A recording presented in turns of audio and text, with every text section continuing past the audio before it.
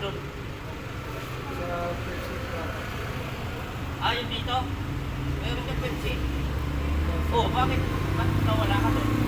Meron pa akong tinulungan ng tao na ano, yung nagpapahinap mo sa akin ng tao sa kanya.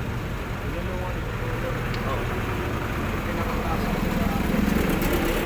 Tapos kung nakailaman niya yung gamit kong panlakad, ginamit ko sa pagtrabaho kahit ako.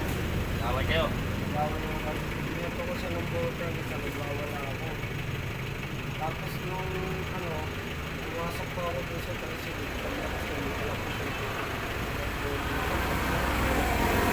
Balik ko yan. Kung hindi ko po ito dito, Kaya saan ang pamilya mo? nagpumpong niya mga kapatid. Oo, eh, ba't hindi kayo na ano kapatid mo? Kasi mga kapatid mo. Oo, alam niya na ano.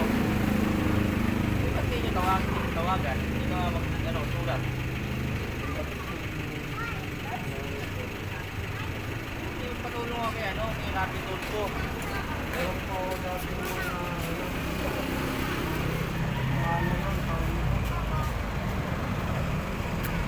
lang, meron po ako minsan yung mga patuloy, ang kaso na wala naman.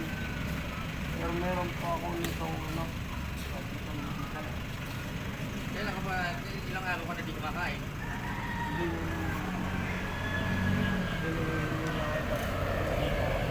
Tagal ka lang gagawa ng kalokohan.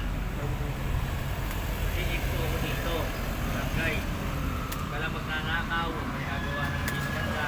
Bala ko sa inyo, hindi ako matulog. Pwede ka naman matulog dyan eh. Alam mo ba gagawin pasukan? Hindi. Kaya kung ano kasi ito, dapat natin dyan. Nakakasumit, magala. Yan tubig oh. Sige na, iwan na kita dyan. Mahin ka na dyan. Idol, nakatulungan niyo to si... Anong pangalan mo? Yun ang pinamesa po. Benjamin de Mesa. O, yung mga kapatid nito nandito siya sa Balot, sa amin, sa Tondo, Maynila. Barangay 140. Nakita ko po siya rito. Eh, hindi pa daw kumakain. Binigyan ko siya ng pagkain. Nakaka-idol. Baka kung sino nakakakilala nito, taga Bicol, sa Pasakaw. Hindi na po ang mga pag-ibaw kasi wala kami po, balik na. Kausapin mo yung kapatid mo. Ito, yung kapatid mo.